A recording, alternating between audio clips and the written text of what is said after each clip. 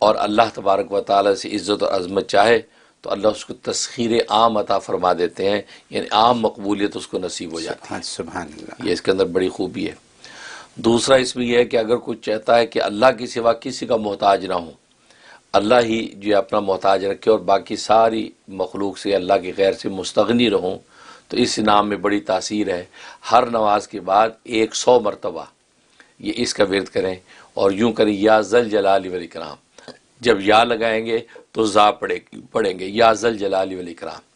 اگر یا ذل جلال والاکرام پڑھ دے تو بھی جب وہ ناجائز نہیں ہے، لیکن یہ ہے کہ جو بھی عربی قواعد کے مطابق یا ذل جلال والاکرام پڑھا جائے گا تو 100 دفعہ ہر نماز کے بعد پڑھ کے اس کے بعد دعا کر لیا کریں تو بہت زبردست دعائیں بھی قبول ہوتی ہیں۔